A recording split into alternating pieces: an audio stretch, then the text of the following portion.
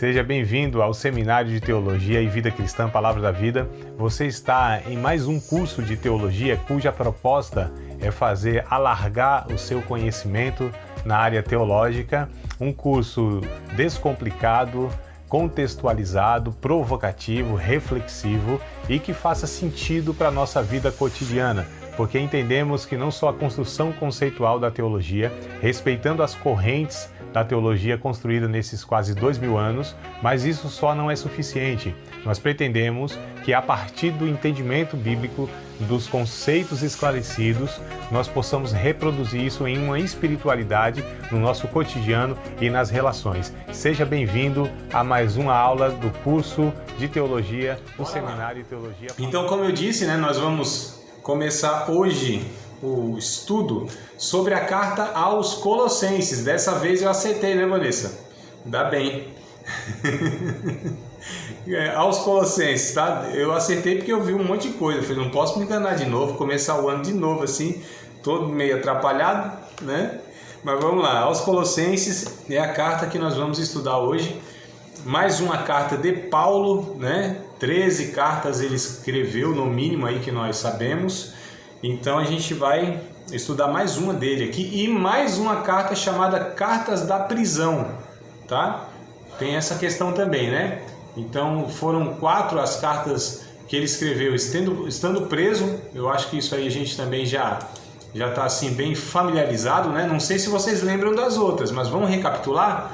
Já que é um ano de recomeço, vamos lá, vamos trazer à memória, como diz o texto bíblico, aquilo que nos traz esperança, né?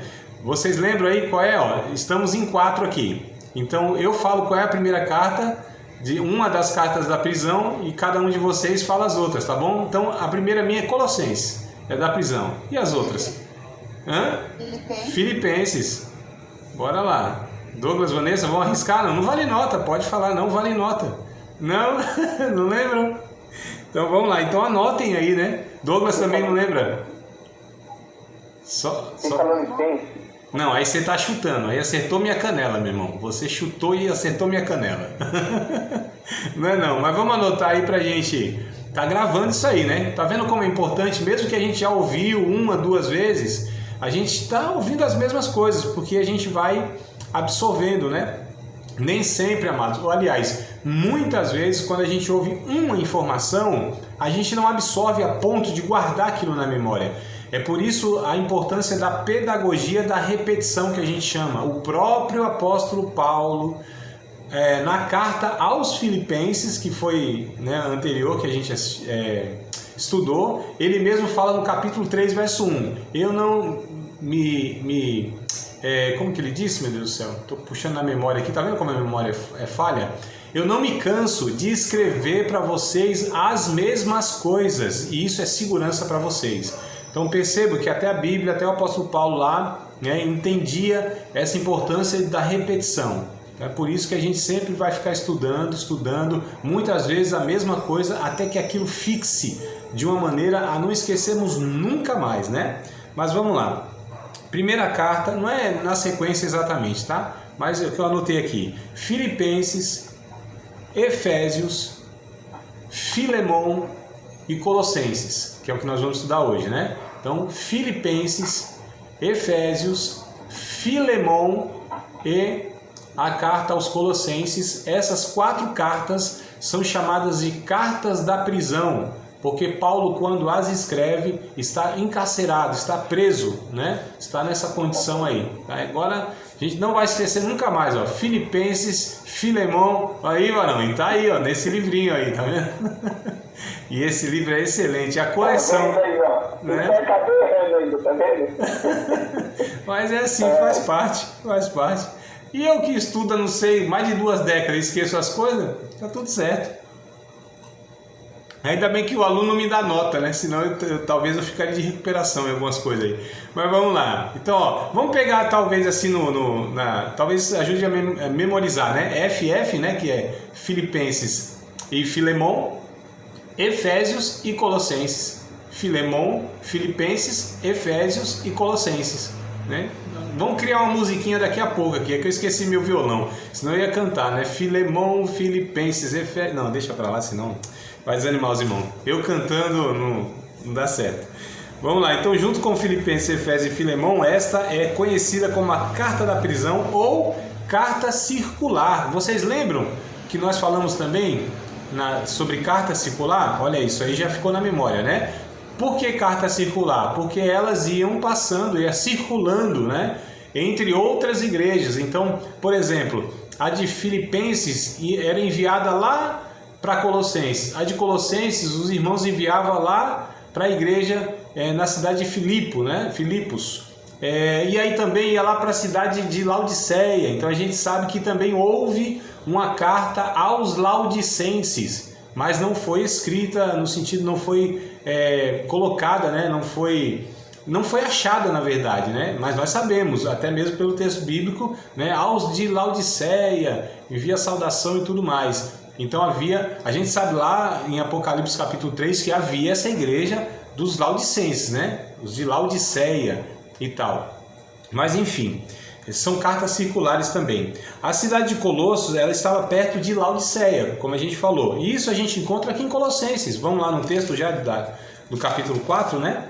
Verso de número 16, que aí a gente já vai aqui pegando aí essas informações. Ó. Então em Colossenses, no capítulo 4, coisa boa, chegou ali o varão, que não estava se revelando, agora chegou ali o irmão. Ó. Coisa boa, meu irmão. Benção pura. Está aqui com a gente também estudando. Ó. Eu só não sei o nome. Se quiser se apresentar, é que aqui aparece e ali é a gravação. Então você não está na gravação, não. Mas fique à vontade aí, viu, meu amado? Foi convidado, é isso? Não sei se o áudio está chegando aí. Talvez o áudio não está chegando lá, né? Mas bora lá. O varão lá. Quando estiver chegando o áudio, dá um salve. Tá certo? Dá um salve aí. Um dia o irmão falou assim: irmão, tá falando gíria? Eu falei: não. Lembra que o anjo disse: salve, agraciada. Então isso é uma saudação dos cristãos, né? Salve. Então vamos lá. Colossenses capítulo 4, versículo 16. Diz assim: e quando esta epístola, olha só, essa aqui de Colossenses, né? Tiver sido lida entre vós, fazei também que seja na igreja dos laodicenses. E a que veio de Laodiceia, possivelmente a de Filipenses, tá? Então percebam, ó. E a que veio de Laodiceia, então possível que foi a epístola aos Filipenses que estava em Laodiceia e foi enviada para os Colossenses, tá? Na cidade de Colossos. E a de Colossos, Paulo disse: envia lá para a de Laodiceia, né? Lede a vós também. Então tá vendo como essas cartas elas circulavam nessas igrejas, né? Elas na verdade era conhecida como igrejas da Ásia Menor, tá? Mais ou menos aí a cidade de Colossos ficava na região chamada de Ásia Menor, que é onde está aquelas 7 igrejas do Apocalipse lá, né? Entre elas a igreja de Éfeso, Sardes, Tiatira, Esmirna, Pérgamo, né? Laodiceia. Então aquelas 7 igrejas estavam nessa região. Colossos ficava mais ou menos 150 quilômetros da cidade de Éfeso, tá? Então elas eram próximas, na verdade, né? Muito próximas. Eu quero deixar aqui uma observação. A Ásia Menor não é o continente asiático de hoje, tá? Quando a gente fala assim, Ásia Menor é a Ásia, né? O continente asiático, não tem nada a ver, não. É aquela região mesmo que hoje nós conhecemos ali como Oriente Médio. Então fica mais ou menos naquela região. Então a gente fala Ásia Menor, só para a gente não confundir, tá? Então possivelmente Paulo nunca tenha ido a Colossos. Talvez Paulo nunca foi para essa cidade, tá? Pessoalmente, né? Mas através de Epáfras, ele mantinha contato com esta igreja. Isso a gente vê lá no capítulo 1. Bora voltar aqui para a carta, capítulo 1, versículo de número 7. Capítulo 1, verso 7. Ó, Paulo nunca foi pessoalmente a essa cidade, a esta igreja, mas por meio, né? Porque Paulo tinha muitos cooperadores, né? E um deles era o tal do Epáfras aqui. Em outra carta, ou até mesmo em outra versão, pode estar assim, Epafrodito, tá? É a mesma pessoa. Epáfras e Epafrodito é a mesma pessoa, né? Nome bonito para pôr no filho. Epafrodito. Já pensou? Vamos lá. Como aprendestes de Epáfras, nosso amado conservo, que para vós é um fiel ministro de Cristo. Então no verso 7 aqui do capítulo 1 vai falar desse cooperador de Paulo aqui. O capítulo 4 também de Colossenses, né? Tudo a gente está extraindo por enquanto aqui na carta aos Colossenses, no capítulo 4, versículo de número 12, também fala a respeito dele, tá? Ó, saudai-vos Epáfras, que é um dos vossos servos de Cristo, combatendo sempre por vós em orações, para que vos conserveis firmes, perfeitos e consumados em toda a vontade de Deus. Então, através de Epáfras é que Paulo mantinha contato com essa igreja, mas ele mesmo pessoalmente nunca tinha ido lá, tá? O motivo dessa epístola, o motivo dessa escrita, né? Foi surgimento de ensinos falsos na igreja aos Colossenses. E a gente vê isso lá no capítulo 2, versículo de número 8. Então, bora lá. Capítulo 2, versículo número 8, mostra-nos aqui o motivo de Paulo estar escrevendo essa carta, tá? O porquê que ele escreveu. Então, está escrito assim: tende cuidado para que ninguém vos faça presa sua por meio de filosofias e vãs sutilezas, segundo a tradição dos homens, segundo os rudimentos do mundo e não segundo Cristo. Então, o motivo dessa carta ser escrita é porque os irmãos dessa igreja, eles estavam sendo bombardeados, né, com ensinos heréticos, tá? Com distorções da doutrina, e a gente vai ver que distorção é essa, né? Qual especificamente era o ponto que esses irmãos estavam sendo assim bombardeados, ou seja, pessoas estavam querendo levar ensinos, falando alguma coisa, né, a respeito aqui da doutrina central do Evangelho. Qual é a doutrina central do Evangelho? A gente vai ver daqui a pouco. Então, qual o ensino falso, né? Não foi por Paulo mencionado na carta, ou seja, ele não fala isso diretamente, mas a gente já vai sondando aqui. Provavelmente por ser conhecido dos Colossenses. Então Paulo não precisou na carta falar para eles, ó, esse ensino que estão falando para vocês. Eles já conheciam qual era o ponto que Paulo estava se referindo, né? Então ele não inclui, tá? Então, por ser conhecido dos Colossenses, ele acabou não falando diretamente. Era uma mistura de ensino cristão, então havia um ensino cristão, uma mistura. Tradições judaicas extra-bíblica, olha a mistura do conteúdo, e filosofias pagãs, que com certeza feriam o ensino da centralidade de Cristo. Então havia essa mistura toda, né? Eles pegaram alguns ensinos cristãos corretos, alguns ensinos, algumas doutrinas judaicas extra-bíblica, que não era nem que havia no Antigo Testamento, não. Eram tradições dos judeus, né? Extra-bíblico. E ainda filosofias pagãs. Eles misturavam tudo isso e estavam tentando distorcer a respeito da centralidade de Cristo. Então, esse ensino falso atacava, amadas, né, a centralidade de Cristo. Isso é essencial para o Evangelho. Se a gente tira a doutrina de Cristo, ou seja, que Cristo foi 100% homem, 100% Deus, que Cristo morreu uma única vez pelos nossos pecados e ressuscitou, que Cristo era sem pecado, né? Que Cristo foi o nosso substituto, né? O sacrifício vicário, enfim, a natureza, a obra e a missão de Cristo. Se a gente tira isso do ensino do Evangelho, acabou toda desmorona, né? Desestrutura, porque Paulo, escrevendo lá aos Coríntios, né? 1 aos Coríntios, capítulo 3, deve ser verso 10, 11, alguma coisa assim, tá? 1 aos Coríntios 3, 11 e 12, 10 e 11. Paulo, ele vai falar, ó, eu como sábio arquiteto, eu pus, né, um alicerce, eu pus um fundamento, que é Cristo Jesus, que ninguém, cada um cuidado como edifica sobre ele, mas ninguém pode pôr outro fundamento, o qual já está posto, que é Jesus. Então esse é o fundamento, é a base, é o alicerce, onde o Evangelho, a fé cristã, ela é construída, onde todos os outros ensinamentos estão baseados, amados, tá? Então a gente pode falar sobre pecado, sobre salvação, sobre criação, sobre, enfim, qualquer coisa, mas qualquer ensino deve estar sendo construído, né, a partir de Jesus, a partir de Cristo. Então aqui ele vai combater isso, tá? Amados, é o seguinte, hoje nas nossas igrejas, já saindo um pouquinho assim da questão mais da abordagem da carta e tentando fazer um comparativo, né, um link com as nossas realidades, Se as nossas igrejas, elas deixam de pregar sobre a pessoa de Cristo, sobre a mensagem mesmo do Evangelho, que está lá nos 4 Evangelhos, né? Sobre a obra de Cristo, quem é Jesus, né? A gente deixa de ser, na verdade, bíblico. A gente pode falar um monte de coisa, um monte de assunto, inclusive, que a Bíblia trata, porque você sabe que a Bíblia fala de, assim, um sem número de temas, né? De assuntos. Mas Jesus é o que deve ser o centro de tudo isso. Tudo deve girar em torno, né, de Jesus, orbitar em torno de Jesus. Então, amados, se eu, até vocês, por favor, um dia me repreenda se acontecer eu passar aqui 1 hora falando para vocês. Pode ser, como eu falei, antropologia, quer dizer, aqui não é o caso, né, mas seja outro curso, alguma coisa, ou até mesmo qualquer livro da Bíblia. Se eu não mencionar Cristo em 1 hora de fala, eu devo estar doido, eu devo estar meio assim, desavisado da vida. Então você fala, calma aí, professor, você já falou 55 minutos aqui de um bocado de coisa que a gente até acha interessante, mas onde Jesus entra nisso? O que isso tem a ver com Jesus?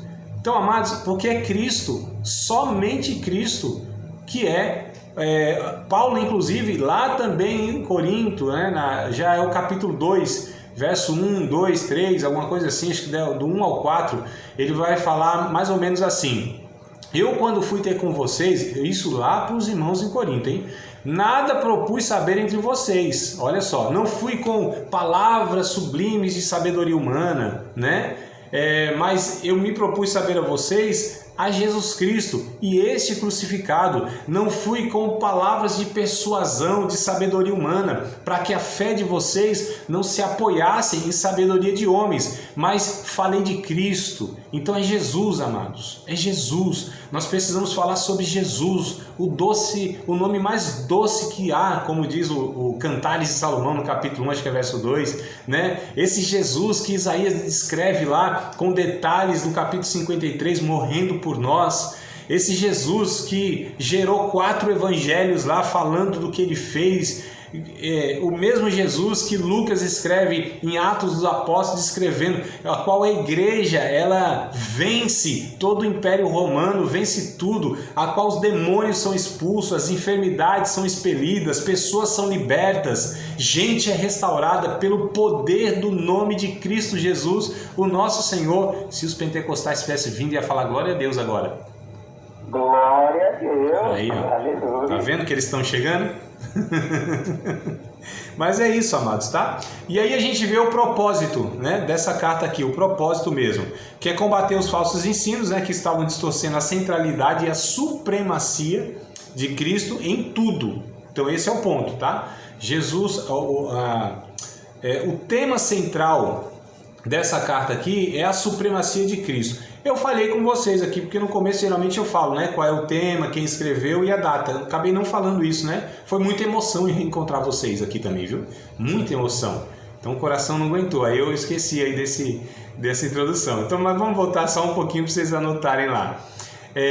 O autor é o Paulo, né? Isso aqui já falei, mas vamos lá. O autor é Paulo. O tema da carta é a supremacia de Cristo, né?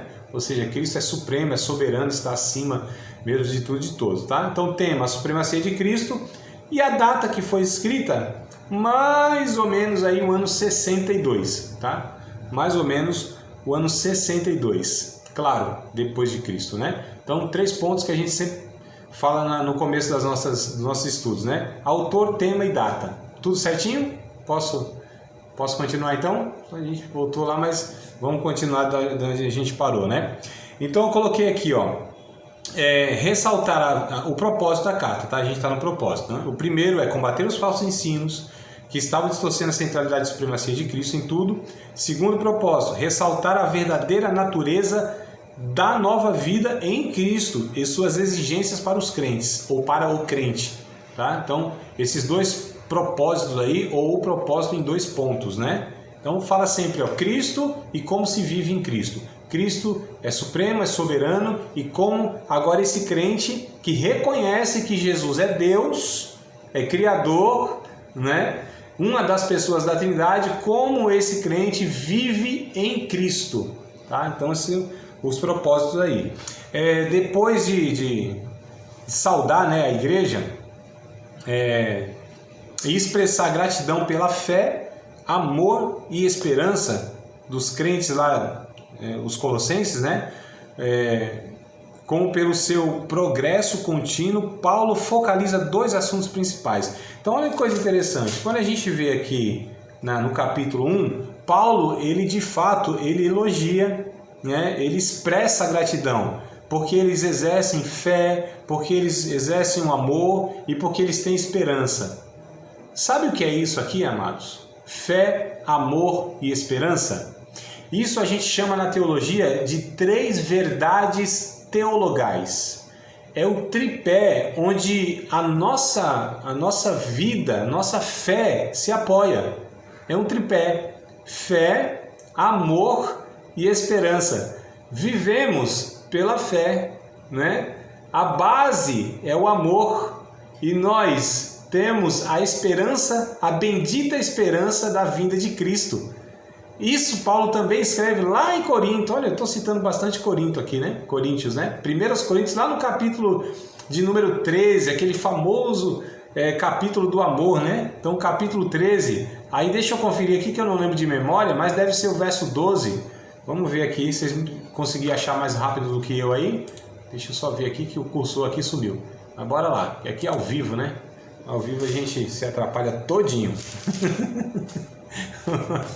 Capítulo 13, versículos de número 13 e 13. 1 aos Coríntios, capítulo 13, verso 13. Ó. Agora, pois, permanecem a fé, a esperança e a caridade, né? Ou amor. Estas 3, a maior delas, é lógico, é o amor, né? Então, fé, amor e esperança. Nossa fé evangélica se apoia nesse tripézinho aí, e ele elogia isso, ele reconhece que lá nos irmãos havia isso, né, de uma maneira notória. Então olha que coisa interessante, Paulo ele escreve para os irmãos para adverti-los a respeito dos falsos ensinos, para que eles não abracem isso, né? Mas ele reconhece também tentando já extrair alguma coisa boa para nós aqui no sentido mais prático. Queridos, a gente precisa fazer o seguinte: sempre que a gente advertir alguém ou algum ensino, mas a gente precisa também reconhecer os pontos positivos, né? Isso se aplica a todo tipo de relação. A relação matrimonial, por exemplo, né? Eu gosto muito de citar porque é relação que a Bíblia sempre compara, né? Faz essa metáfora, né? Então nós somos a noiva de Cristo, né? Então Cristo sendo noivo. Então Paulo faz isso em Efésios, por exemplo, né? O marido e a mulher, Cristo e a igreja. Então no relacionamento matrimonial, o casal, a gente sempre tem a tendência de ver os defeitos, de mencionar os defeitos e até aumentar os defeitos, né? A gente até faz isso, né? Aumenta os defeitos e tal, dá um peso muito grande para os defeitos das pessoas. E nós temos, todos temos. É que isso fica mais evidente, é mais próximo, dá mais atrito e gera treta no sentido matrimonial, porque está perto, né? Mas a gente deve sempre reconhecer, trabalhar em cima, maximizar, alimentar, nutrir as virtudes, os acertos, as coisas boas, porque todos têm, amados, né? Aliás, eu duvido, por que uma pessoa casou com a outra? Porque ela tinha mais virtudes do que defeitos, se é o contrário não tem sentido isso aí, né? Mas com o passar do tempo parece que a gente vai sendo mais tendencioso a ver defeitos, só o que é ruim, e despreza as coisas boas. Também na vida cristã, uns dos outros, a gente deve entender isso, que embora há as exortações, há as advertências, mas deve haver o reconhecimento das virtudes na vida das pessoas. A gente precisa exercer mais isso, amados, tá certo? Senão não vai sobrar um. Já pensou? Se a gente somente apontar os defeitos, nem nós sobramos para nós mesmos, se a gente for um pouquinho honesto com a gente, né? E Deus sempre trabalha a partir da graça. O que é a graça? A graça é potencializar as virtudes, né? E perdoar os defeitos. É isso que a graça faz. E a gente precisa ser gracioso, né? Uns com os outros. Então bora lá. Eu nem sei onde eu parei. Deixa eu ver se eu retomo aqui. Ah, sei sim. Agora virando a página, isso aqui é minha cola, né? Vamos lá. A doutrina correta, Paulo vai falar, né, no capítulo 1. Então bora lá. Capítulo 1, ele focaliza 2 assuntos, tá? É isso que eu estou falando aqui. Ele focaliza 2 assuntos aqui. Primeiro, a doutrina correta. Aí isso vai do capítulo 1, para vocês anotarem e lerem depois. Eu espero que vocês leiam, tá? Essas referências que eu estou passando para vocês. Então depois aí vocês... Acabando até o estudo mesmo aqui, aproveita aí mais 15, 20 minutinhos, vocês conseguem estar lendo. Isso vai ser importante porque está fresco, né? Na memória de vocês, tá? Então a doutrina correta, capítulo 1, a partir do verso 13, até o capítulo 2, verso 23. Estou dando algumas divisões para vocês estudarem depois aí. Capítulo 1, verso 13, até o capítulo 2, verso 23, ele vai falar sobre a doutrina correta, o ensinamento correto a respeito de Cristo. É isso que ele está abordando essa carta, né? Supremacia de Cristo. Então, qual é a visão correta? Qual é o conceito correto? Qual é a conclusão correta a respeito de Cristo? Aí ele vai falar isso no capítulo 1, verso 13 até o 2 e 23, tá? Segundo assunto que ele aborda na carta aqui, são as exortações práticas, que vai do capítulo 3, do verso 1 até o capítulo 4 e verso 6, né? Então, nesse trecho, ele vai falar sobre o encorajamento. A gente fala exortação, pensa que é brutalidade, que está dando uma bronca, né? Não é isso. Encorajamento sobre as práticas cristãs, tá certo? Ele fala isso aí. Então, tranquilo, posso seguir em frente? Conseguiram anotar? Quiser eu repito aqui para... Posso? Então, bora nós, vamos para frente aí. E atrás deve estar vindo gente. O Colossenses 4 vai ter qual versículo que você falou? Exortações práticas, né? É do capítulo 3, do verso 1 até o capítulo 4, verso 6. Até o 4 e 6. 6 ou 3? 4 e 6. 6. Em Libras é assim que fala 6, né? 6. 4 e 6. Tranquilo, Douglas? Então bora lá. Vamos lá. Aqui tá aparecendo para mim na sua telinha, Douglas e Tatiane. Você deve estar com dor aqui do lado sem a costela, né? Mas vamos lá. Bora nós.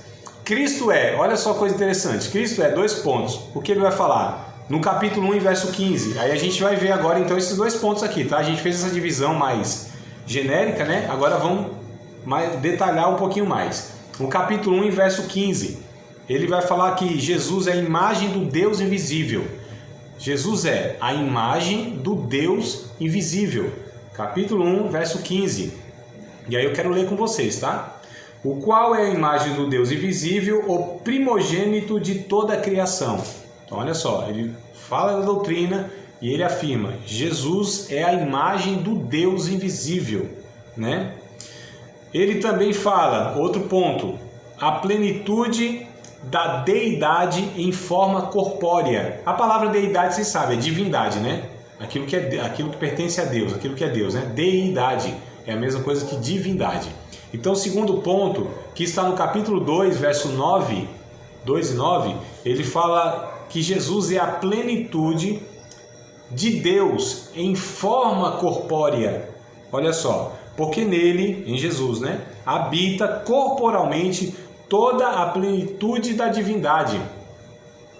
Veja só o que ele afirma a respeito de Jesus. A plenitude de Deus estava corporalmente na vida de Jesus. O que ele está afirmando aqui é o seguinte: não é que Deus, na sua totalidade, né, estava no corpinho de Jesus. Não dá conta, né, amados? Deus não pode ser reduzido a um corpo humano. Mas o que ele está dizendo é que Jesus, ele era 100% Deus, tá certo? Isso é um mistério, isso é uma coisa que não dá pra gente tá concluindo na nossa cabeça. Como que um ser pode ser ao mesmo tempo 100% Deus e 100% homem? Se é 100% exclui, né? Mas no caso de Jesus, assim, não se enquadra em nada que a gente inventou no mundo, na vida. Não se enquadra. Jesus é fora da curva. Jesus é totalmente diferente, né? Jesus não cabe nas nossas parâmetros de medida, de lógica, de nada, amados. Então, não tem como, mas ele afirma isso, né? Bom, vamos lá. O Criador de todas as coisas. O terceiro ponto, que Jesus é o Criador de todas as coisas, que é o capítulo 1, verso 16 e o verso 17. Olha só, porque nele foram criadas todas as coisas que há nos céus, na terra, visíveis e invisíveis, sejam tronos, sejam dominações, sejam principados, sejam potestades, Tudo foi criado por Ele e para Ele. E Ele é antes de todas as coisas, e todas as coisas subsistem por Ele. Olha o que Paulo está afirmando, que Jesus é o Criador de tudo. Tronos, dominações, principados, esses termos falam a respeito de seres celestiais. Coisas visíveis, que a gente vê toda essa criação, e as invisíveis, aquelas que a gente não consegue ver, o mundo espiritual, por assim dizer, tá? Tudo isso foi criado por Jesus. Ele não é criatura, ele é criador. Nós estamos falando sobre a questão de Jesus sendo criador, né? Então Paulo, olha como essa carta ela é muito importante, né? Porque vai defender, vai falar, vai declarar que Jesus é Deus. Isso é a maior declaração do Evangelho, irmãos. Jesus é Deus. É o que faz toda a diferença de qualquer outro movimento, por assim dizer, religioso. Eles têm suas doutrinas, eles reconhecem Jesus, por exemplo, o islamismo reconhece Jesus, o catolicismo romano reconhece Jesus, mas não como Deus, não como nós conhecemos e proferimos, né? E afirmamos, como a gente falou aqui, é a base de tudo que a gente ensina, acredita e vive, é a nossa salvação, é a declaração que Jesus é Deus. João, no capítulo 17, se não me falha a memória, deve ser verso 2, verso 3, João, as palavras de Jesus, João registra, né, que diz assim: e esta é a vida eterna, que te conheçam a ti só, como Deus verdadeiro, e a Jesus Cristo a quem enviaste. Então, reconhecer a divindade de Cristo é necessário para ser salvo. Quem não professa Jesus como Deus não é salvo. O negócio é muito sério. Jesus disse: aquele que recebe a mim, recebe o Pai. Aquele que não recebe a mim, aquele que não reconhece eu como Deus, né, como eu sou de fato, também não recebe o Pai. Então isso é muito sério, amados. Não é um ensinamento assim, por exemplo, se a pessoa não crê que os dons espirituais é para hoje, se a pessoa não acredita que batizar tem que ser imergindo, mas pode ser um cuspinho na cabeça, ou vice-versa, né? Se a pessoa não acreditar que, sei lá, a ceia... Bom, nem vou falar da ceia não, porque um celebra de uma forma ou de outra, né? Eu estou falando desses ensinos que eles não afetam a eternidade, a salvação. E nem o caráter de ninguém, né? São coisas que a gente briga, mas não faz diferença nenhuma. São ensinos bíblicos, mas eles não são, assim como eu vou dizer, eles não são graves se eu não crer a ponto de afetar a minha salvação e nem muito menos diz respeito ao nosso caráter em Cristo. São ensinos que a gente muitas vezes equivocadamente não crê, mas como eu falei, são periféricos, né? São secundários. Agora esse não. Esse aqui é essencial, é fundamental, é fundamento, tá? Então Jesus é Deus. É por isso que Paulo ele combateu lá essa heresia que estão falando aí, ó, que Jesus não é Deus. Então isso é muito grave. Cuidado. Aí ele vai falar sobre Jesus sendo o criador de todas as coisas, né?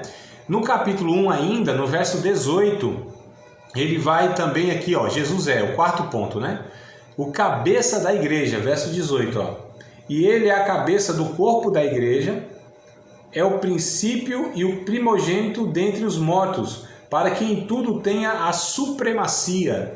Talvez na versão de vocês está preeminência, né? É a mesma coisa. Para que ele tenha supremacia.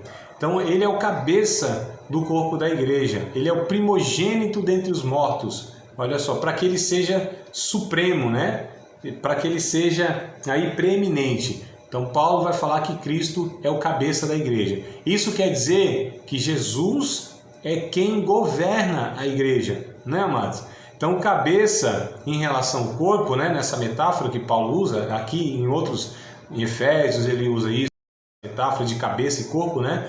É quem governa, é quem guia, é quem direciona, é quem prevê, é quem dá direção, né? É a mesma figura entre o homem e a mulher no casamento, né? O homem é o cabeça, não é que manda, né? Porque o homem que é o cabeça pensa que manda é cabeçudo, não é cabeça. Então o homem nessa relação é aquele que guia, é aquele que protege, é aquele que provê, é aquele que, né, dá guia, dá direção, enfim, nesse sentido. Então é a mesma metáfora. Então Jesus em relação à igreja é esse que governa a igreja. Aí ele fala que é o cabeça da igreja, tá? E ainda no capítulo 1 aqui, ó, no verso 14 do capítulo 1, ele vai falar que é a fonte suficiente da salvação, tá? Então Jesus quinta afirmação de Paulo, Jesus é a fonte suficiente da salvação. Verso 14, em quem temos a redenção pelo seu sangue, a saber, a remissão dos pecados. Olha que coisa interessante. O verso 20, 21 e 22 também afirma isso. Ó. Vamos ler lá?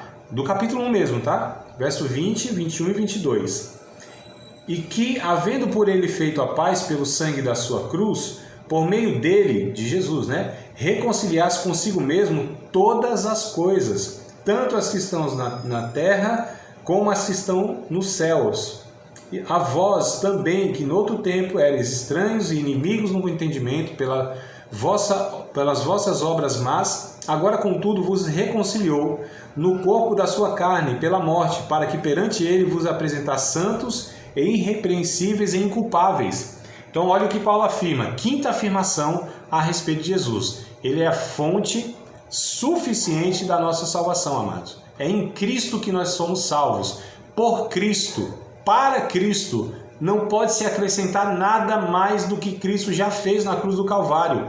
Eu preciso também parar um pouquinho aqui para falar, porque infelizmente há muito entendimento equivocado na cabeça de muitos irmãos nossos, que é a seguinte: para ser salvo, você precisa fazer um monte de coisa. Ah, se você não for para a igreja, você não vai ser salvo. Ah, se você não participar da ceia, você não vai ser salvo. Ah, se você não der o dízimo, você não vai ser salvo. Ah, se você não fizer isso ou aquilo, você não vai ser salvo. Amados, a salvação está no fato de crer em Cristo. É o que Cristo fez na cruz do Calvário. Eu não estou dizendo que não deve ser feito essas coisas que eu pontuei aqui e tantas outras. Mas elas não vão favorecer, elas não vão acrescentar nada para a minha salvação. Dá para compreender isso, queridos? Então assim, por que a gente é generoso? Por que a gente perdoa? Por que a gente ajuda? Por que a gente ama? Por que a gente vai para a igreja? Por que a gente contribui financeiramente? Por que a gente ora? Por que a gente jejua? Por que a gente lê Bíblia? Por que a gente faz um monte de coisa? Porque nós somos salvos, não é para sermos salvos. É uma diferença enorme. Então eu não faço nada para ser salvo, eu faço porque sou. Ah, vou me batizar porque se eu não me batizar não serei salvo. Não, eu me batizo porque já sou salvo e vou declarar isso publicamente. Entenderam, amados? Esse é o ponto, esse é o pensamento correto. Senão a gente sempre... Aí, então a salvação, o que Jesus fez na cruz não é suficiente, se a gente pensa dessa forma. Eu vou acrescentando, né? Porque se eu não fizer, eu não sou salvo. Não, Jesus já fez pelo seu sangue, pela a obra na cruz do Calvário.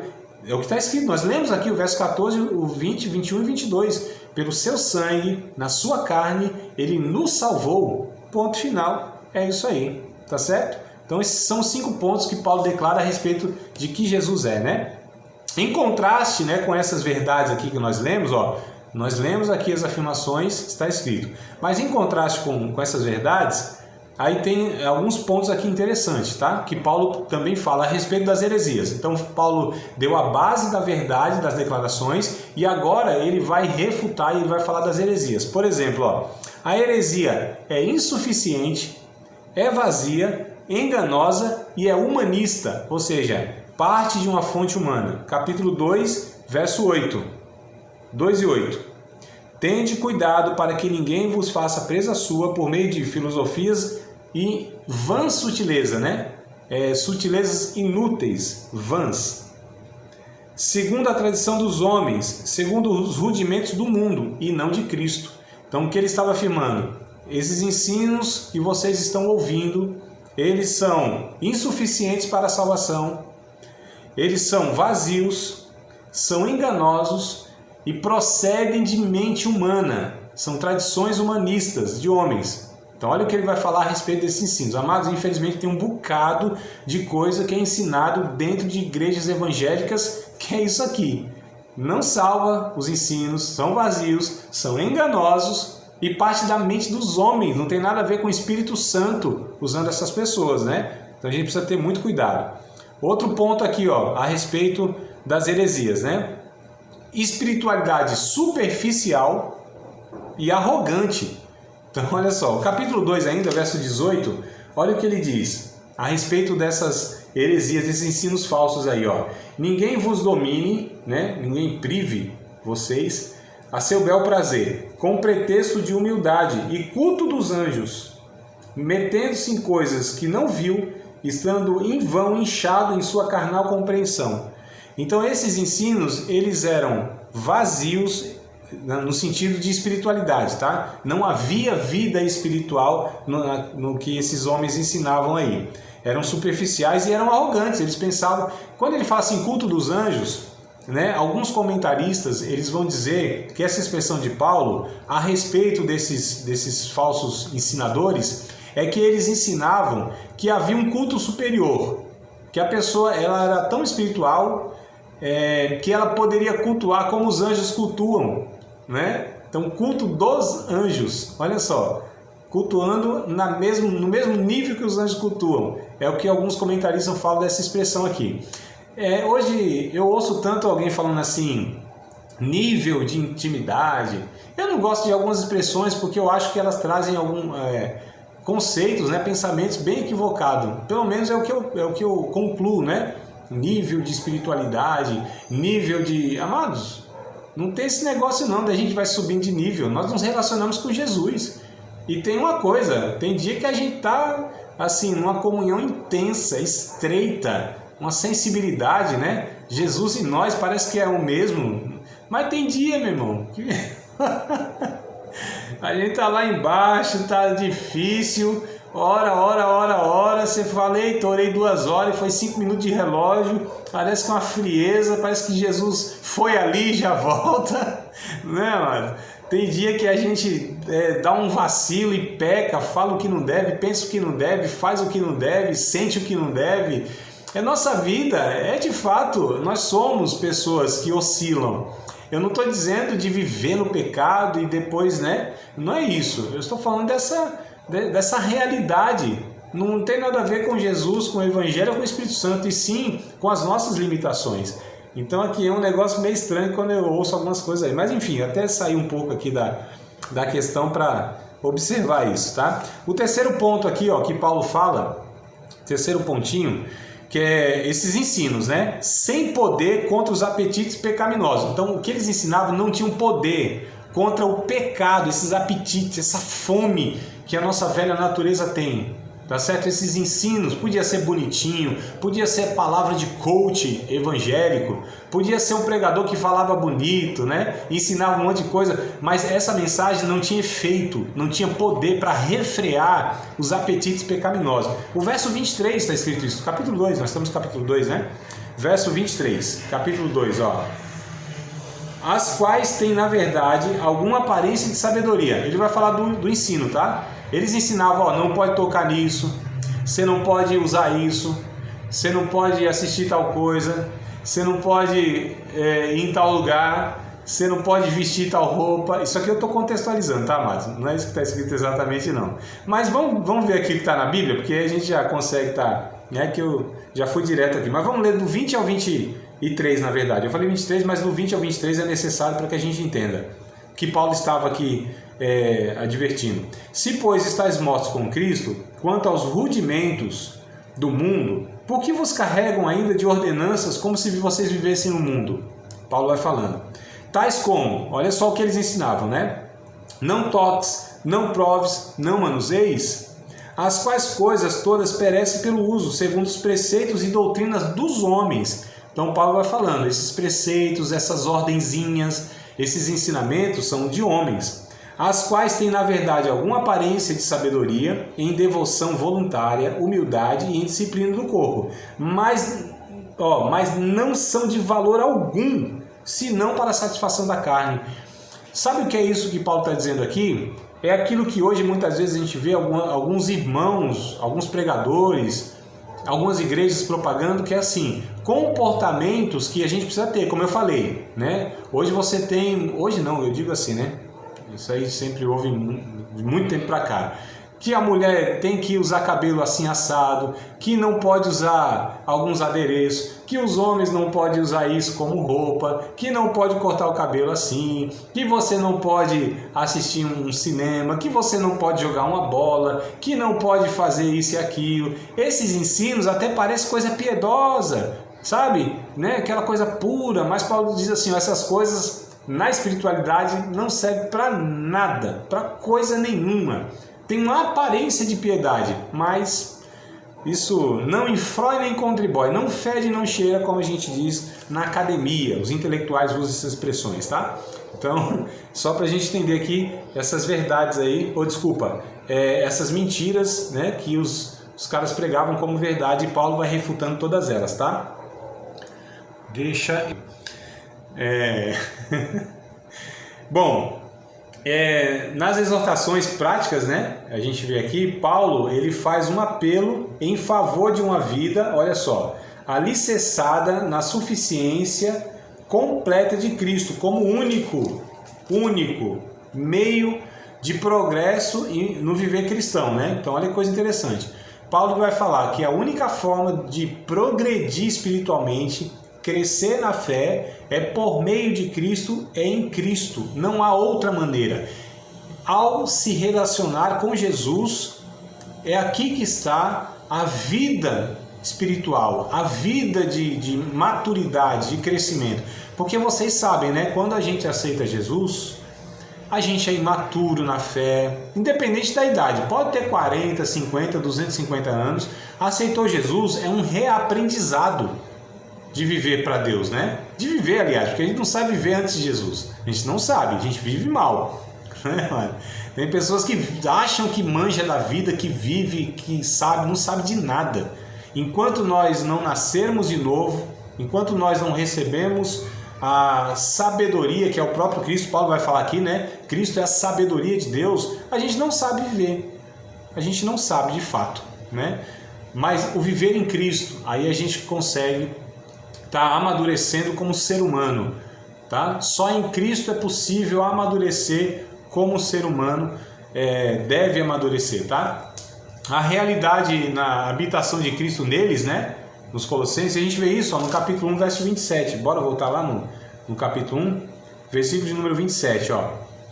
Aos quais Deus quis fazer conhecer quais são as riquezas da glória deste mistério entre os gentios, que é Cristo em vós, esperança da glória. Então olha só, a realidade de Jesus dentro de nós, Cristo em nós, a habitação, né, que nós devemos ser de Cristo, deve evidenciar-se na conduta cristã. Então assim, Jesus vive em mim, né? Jesus mora no meu coração. Aí Paulo diz, tá bom, então tá tudo certo, é isso mesmo, Jesus tem que habitar em você.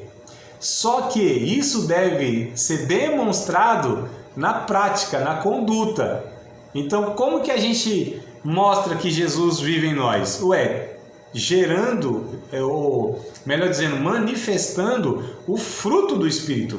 E o capítulo 3, olha que coisa interessante. O 3 é do 1 ao 17. Eu acho que é um pouco longo aqui, eu não vou ler tudo com vocês, mas depois vocês leiam aí, ó, do 1 ao 17, tá? O capítulo 3... verso 1 e 17, Paulo está falando, primeiro, habitação de Cristo, Cristo viver em nós. Quem em Cristo vive, quem em Cristo vive, deve ter a seguinte conduta. Olha só o capítulo 3 como ele começa. Vamos ler aqui alguns versículos, já dá para a gente entender, tá?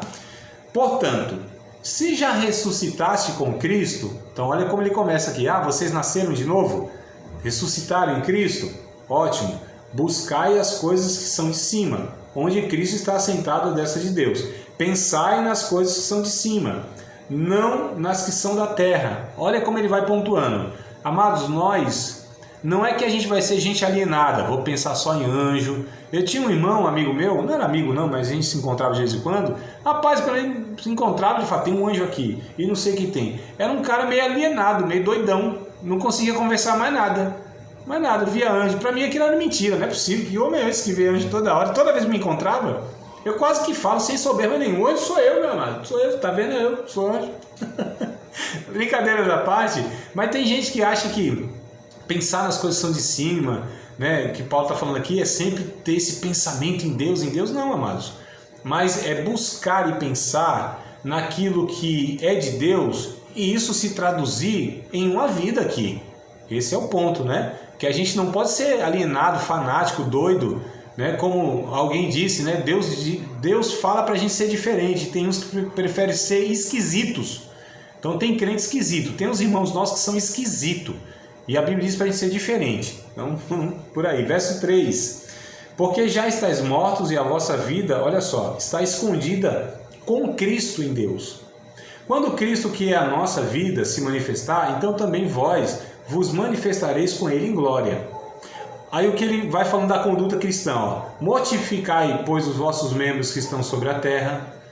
Que membro é esse que deve... Isso é tudo metáfora, né, a linguagem. Que membro é esse que eu devo mortificar na terra? A prostituição, a impureza, o apetite desordenado. Isso fala tanto da comida, que a gente não pode comer muito, isso é um pecado, glutonaria, né? Porque tem uns crentes aí que, não sei não, viu? Eles, né, comem mais do que deve. Tem que tomar cuidado. Isso fala também de outros apetites, né? Mas isso aqui a gente pode colocar. Apetite desordenado, vil concupiscência, desejo, sabe? Desejos que não são desejos que provêm de Deus. Vil concupiscência, né? Desejos ilícitos. Essa palavra concupiscência é quase um xingamento, né? Mas quer dizer desejo que não é permitido. Porque tem desejos que é permitido, né, mas tem um monte de desejo que é permitido, né? Então comer uma boa comida, né? Beber um bom vinho, um suco gelado no verão, ir numa praia bonita, né? Tá lá num parque bonito, ver uma lagoa, um pato na lagoa, eita coisa boa!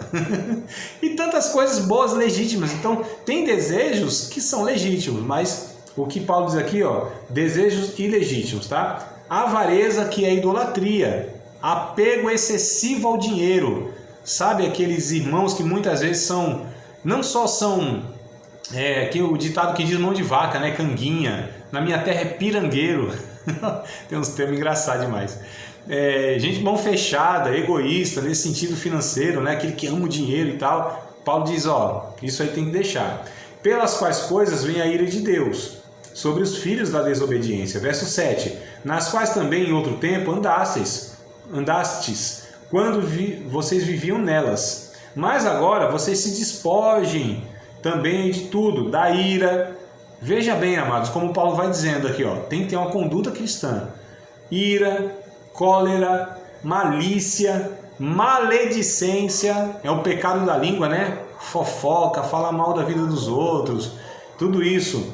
Das palavras torpes da vossa boca, né? Palavras indecentes, palavrões, palavras de baixo calão, chula. São comportamentos que essas não são condutas cristãs. Então Paulo diz assim, ó, mortifique tudo isso. Deixe de fazer tudo isso, né? Agora, olha o que ele fala no verso 9. Não mintais uns aos outros. A gente ainda mente, infelizmente. A gente ainda mente, né? Há muitas mentiras sutis, tá certo? Ou meias verdades, né? Porque eu acho que não existe meia verdade, ou é mentira ou é verdade. Mas a gente fala que existe uma meia verdade. Eu não contei tudo não, contei só uma parte. A gente tem que ter cuidado com esses negócios. Vamos lá. Então não mintais uns aos outros, pois que já vos despiste do velho homem com seus feitos. Então Paulo vai dizer a esses irmãos, ó, Cristo habita em vocês, nós vivíamos assim antes de Cristo, só que agora é uma nova vida.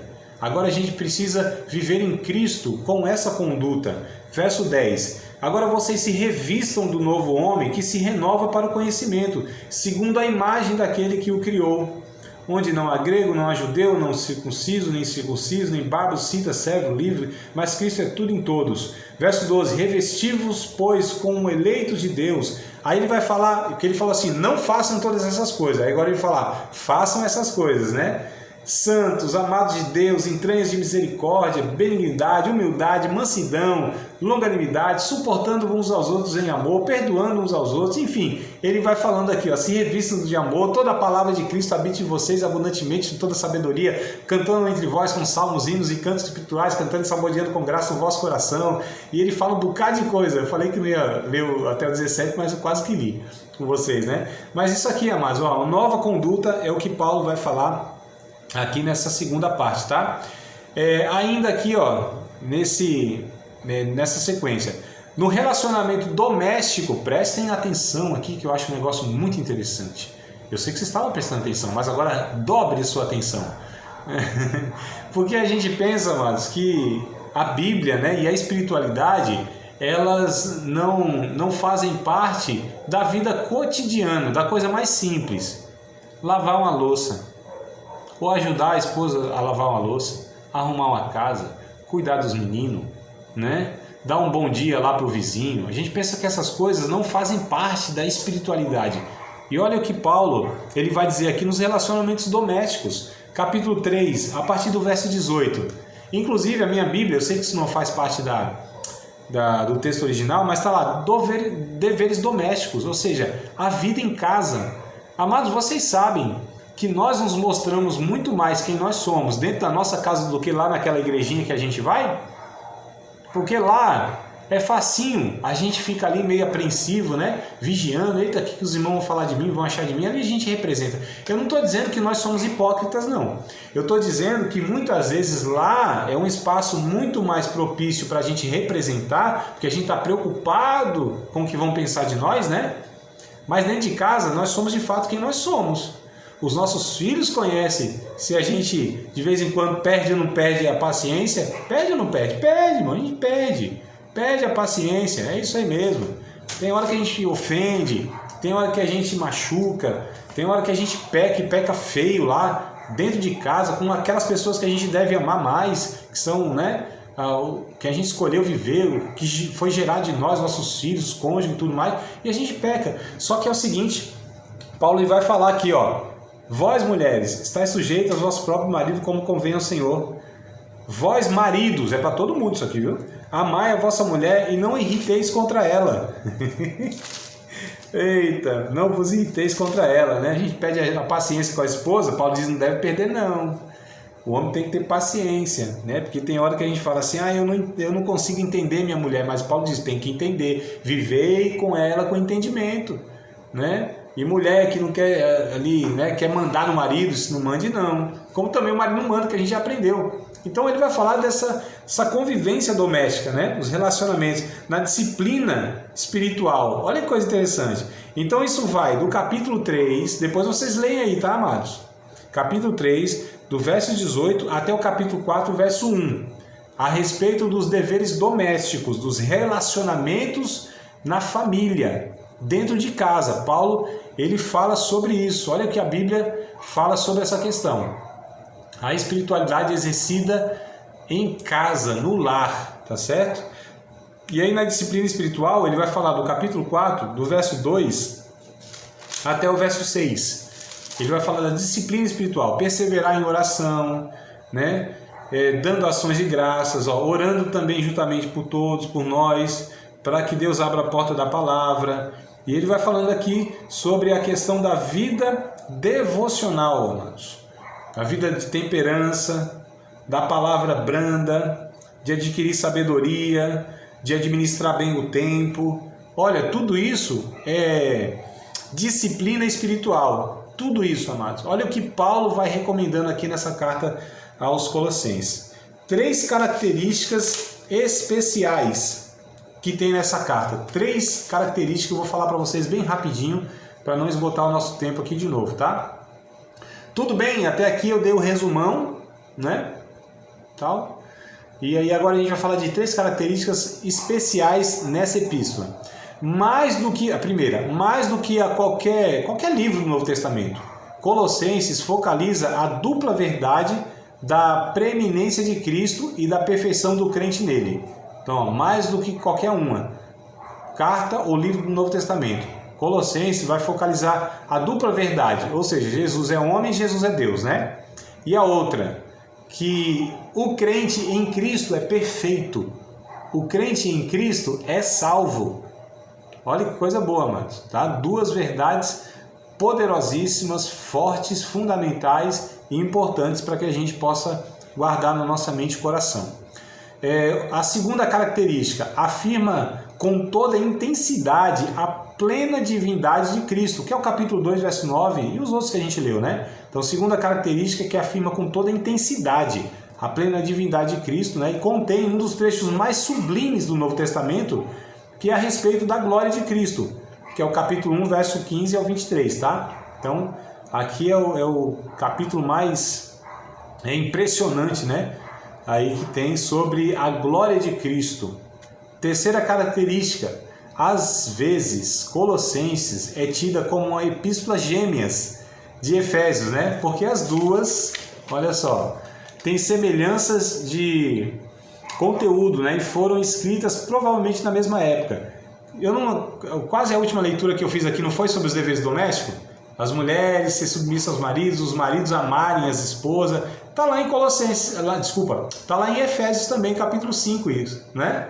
Então há muita semelhança, não só isso, outras partes também, tá? Então Colossenses e Efésios, elas são consideradas cartas gêmeas, foram escritas ali na mesma época, né? Mas para cidades diferentes, público diferente, mas o conteúdo é muito semelhante, tá? Então essas são as características que a gente tem aqui da carta aos Colossenses. Você acabou de participar de mais uma aula de um dos nossos cursos do Seminário de Teologia, Vida Cristã, Palavra da Vida. Espero que tenha te abençoado, não só alargado o seu conhecimento teológico, mas que tenha também atingido o teu coração para que você possa, a cada dia mais, reproduzir a vida de Deus nas suas relações cotidianas. Se você ainda não é aluno oficial de um dos nossos cursos, se inscreva aqui no contato que vai aparecer do WhatsApp. Também nos siga nas redes sociais, se inscreva no nosso canal, compartilhe à vontade e Deus te